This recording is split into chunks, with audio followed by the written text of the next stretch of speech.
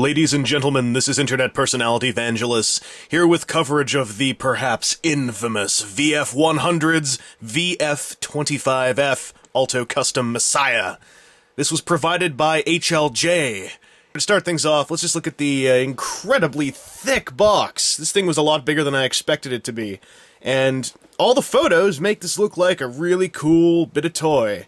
Also, interestingly, there's this huge, complicated coding scheme on the top, which is going to be used when they release other kinds of VF100s. And you get a nice little lid deal here, 1:100 scale, transform proportion, as well as glamour shots all throughout. Enough chit-chat, though, let's tear this thing open, and by tear I mean carefully open, because I always gotta keep my crazy fancy Japanese weeaboo packaging. I love the way that they planned out how this guy is stored. There's 3 layers of bubbles in here, and given the nature of how this thing, well, does not so much transform, but switches modes, they did a pretty good job of balancing out where everything comes from here. You got, like, all your robot-centric stuff here, and then you got your jet-centric transformation-y stuff here, and you've got more of your extra bits and the Gerwalk knees here. If you weren't going to keep the box, it would be worth slicing out this side of the frame here, just for the sake of keeping these parts organized. That said, this is packaging, and we're here for toys!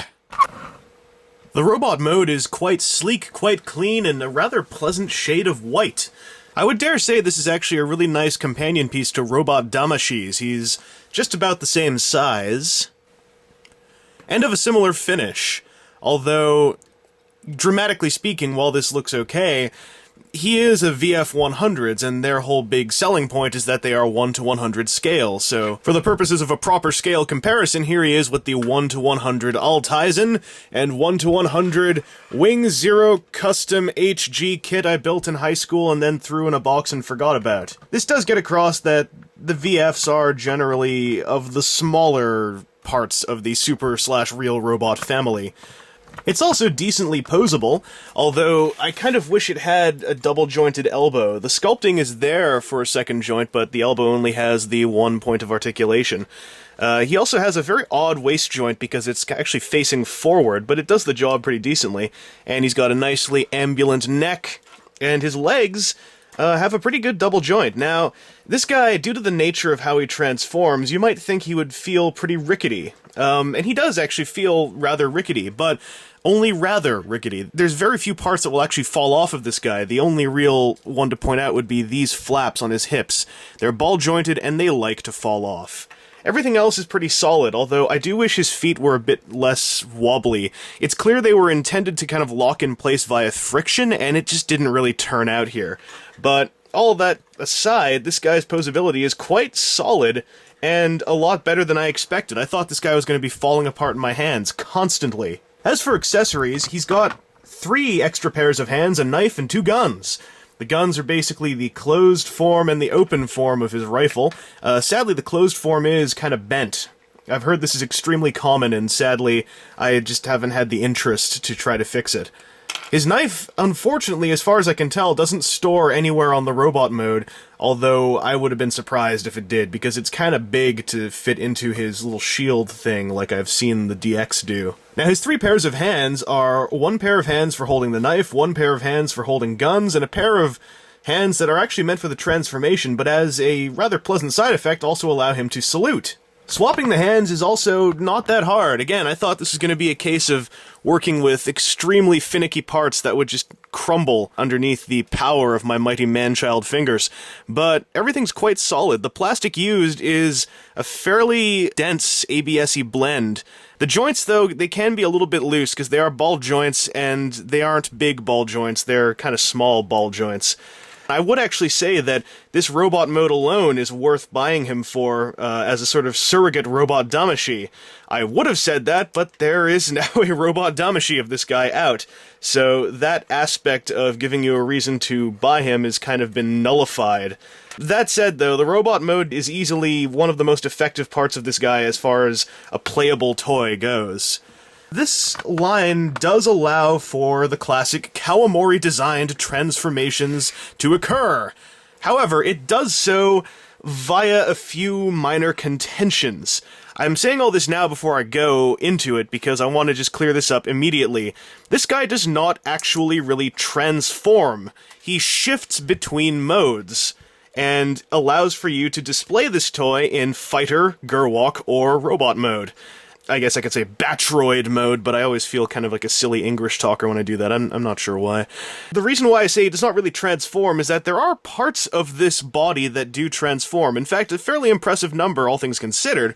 There are hinges here and all over the place, and his wings do fold out a lot. You don't have to replace the entire wingspan just to have them out and jetpacky like this, but you actually do have to remove all 4 of his limbs and his head in order to shift him to another mode. In the way that this toy feels, I believe it was primarily designed for Battroid-to-Fighter and back, with Gerwalk being kind of a bonus in the middle. So I'm going to focus outside of Gerwalk for now. How does this guy transform then? Well, I think it's time for a montage, because otherwise we will be here all night.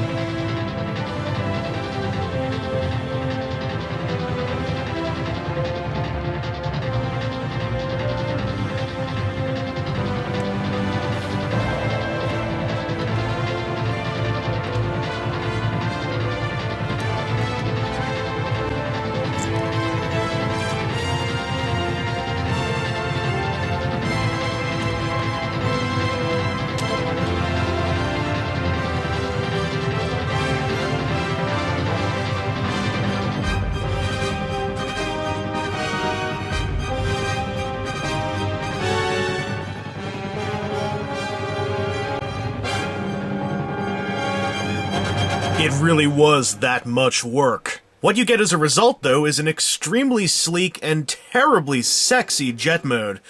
The jet fighter mode on this guy is extremely line art-ish.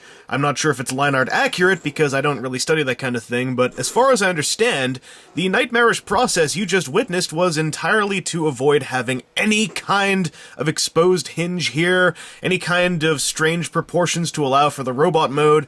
As more of a casual fan, I do appreciate just how smooth this makes the fighter mode, especially with little touches like landing gear entirely through part swapping, but that does allow for things like making the appearance of opening little doors and whatnot. Also, I do like that you can store the gun down there. That's a step I actually often forget about, but you can keep that thing there. It's a nice way to put more parts onto the jet mode without having quite so many in your little bin of spare bits. My only real knock against this is that the feet, again, have no locking mechanism outside of friction, which means that they often will end up just kind of splayed open, especially if you hang them down this way. It's unfortunate. Also, as you just saw, the gun does not always stay on that little rack all that well.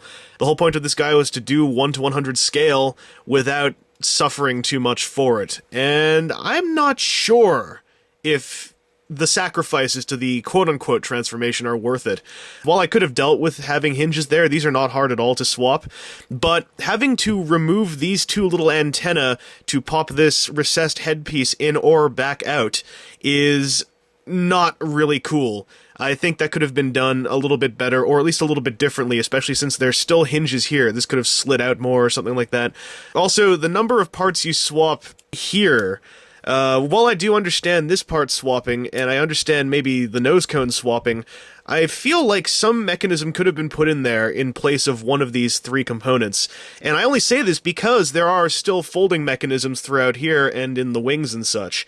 So this thing didn't go to full part swapping, and I do appreciate that.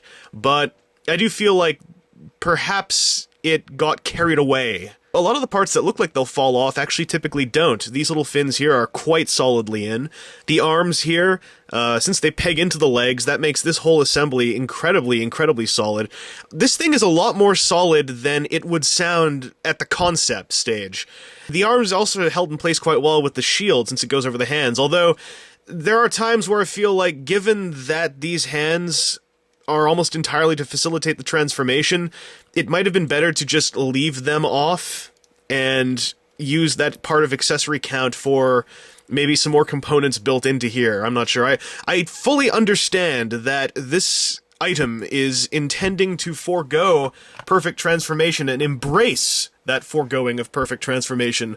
And I think that if you look at it from that approach, it's actually quite an interesting piece to mess with, because it does not parts form out of necessity, it parts forms because it wants to. Once you get a hang for the process of this, it's actually not that hard to transform it. Every piece you pull off is replaced by a very obvious piece that goes in place of it. So I don't feel I can actually knock this thing for being a parts former, because it doesn't try to hide being a parts former, and it doesn't half-ass being a parts former. It really embraces that engineering style. Unfortunately, in terms of the fighter mode, there's one other huge drawback, which is the lack of a stand. This comes with stand components for the two other modes to work with the Tamashii Stage Act 2 and 3, but the fighter jet doesn't get one of those. It would have just been as simple as a molded cup around here, and it doesn't get that. It does get the landing gear, which I think is a great touch, and it's awesome for display, but I am sad to see that flight display was not facilitated, especially given how it was facilitated for the other two modes. Now, for the Gerwalk mode, the transformation is a little obvious, but with one very strange touch. So let's montage it up again!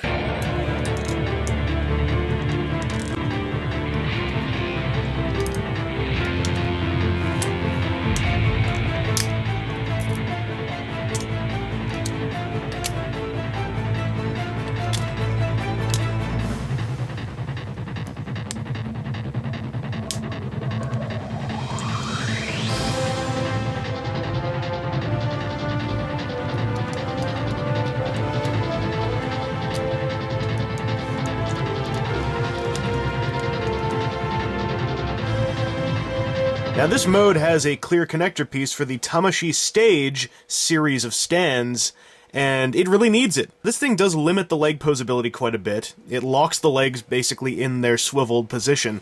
Now they are a little bit straight, and the Gerwalk curve is usually outwards a bit, so you could take this guy off the stand and put that in place, but before I do that, I just want to give you a little bit of a run around of this guy. He does have his full arm posability, and that's great. His legs have these mysterious new gray curved pieces, and what those allow for is for the legs to bend all the way forward like this. Now, in concept, this is marvelous, and I like it. In execution, I hate it, because the pegs that these things use to attach here and the sockets they use to attach there, neither of them really work. When you push them into place, you'll think it's in place, but it's not, and everything will fall off. And then, when you finally push everything into place, and it's all locked in place, and you hear a click, it will sometimes just fall off at a breath. It's unfortunate, because that's one of the things that brings this entire toy down to me, are little niggling things where the engineering is actually quite sound, and the parts forming is quite well done, but the plastic tolerances and the tightness of the toy itself causes things to fall apart almost literally at times. Also, his feet, again, I gotta knock these things because they are so loose that they can't even hold open, so that he's, you know, boost braking or something like that. And if we remove him from the stand, now, you want to stand this guy up, you know, have him actually stand somewhere with the full, as you can see, Gerwalk spread. Alright, here we go. So he's standing here, right? You'd think the feet, if they locked in place, this would be marvelous, but no. That's the best he can do. I've tried this for quite a while. If yours can do better than this, then I congratulate you, because mine cannot. And that is why I feel that this guy and his Gerwalk mode, in general, failed. There's nothing redeeming about this, aside from when you hold it up. Because when you hold it up, you can have him hovering with the proper Gerwalk spread, which is lost by this stand component. And this looks okay, but you have to hold him. Or you have to build him a custom stand, because everything will start flopping down by gravity if you don't have everything held out in the right way. And if you want this guy to stand still, as I've shown you, he doesn't. It's unfortunate. Anyway, let's just forget about this guy's Gerwalk. The stand attachment for the Battroid mode is similar in that it pegs into the back of the thighs, and unfortunately is also similar in that it kills the leg pose ability almost entirely. You can bend the knees, and that is about it. Which is odd, given that this is for display purposes, yet it limits the display possibilities. Now, I know you could just get your own stand for this guy and have him fly around in all kinds of mean, wicked ways, but, you know, they went out of their way to make this special component, and this seems counterintuitive to its own chosen means. Which really is the defining characteristic of this toy, I'm sad to say. I am not going to jump on the bandwagon and say, oh my god, it's a parts former, that's horrible. Now, this is twofold. If you don't like this thing because it's a parts former, that is absolutely fine. Parts forming is not for everybody, and personally, I don't prefer it. Some of the parts forming, I think, is quite cleverly done and well done. And I really do appreciate that this guy's inner chest mechanism still folds around in what I would consider to be one of the trademark aspects of this design.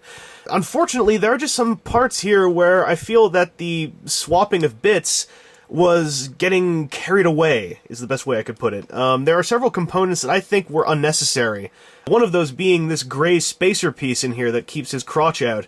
I don't really see why this whole extra piece needed to be cast when perhaps a more solid connection for this component could have been done instead. As it stands, I really want to defend this design. I think that it is a mistake to say that this shouldn't have been made, or that this thing sucks because it parts forms. It decided to parts form at stage 1, and it really does stand up to a lot of transformation. I mean, like, I've transformed this thing several times now in preparation for this video, and it doesn't feel like it's getting looser or weaker. The transformation's becoming more intuitive to me as I do it, but it makes mistakes within the realm of being a parts former that I just don't like, and that I have to give it knocks for. Namely, just wasted components. Like I said, that spacer piece, the display stand pieces, which really limit more than anything they offer. An entirely separate gun with removable handle, with extra piece to plug it onto the vehicle modes.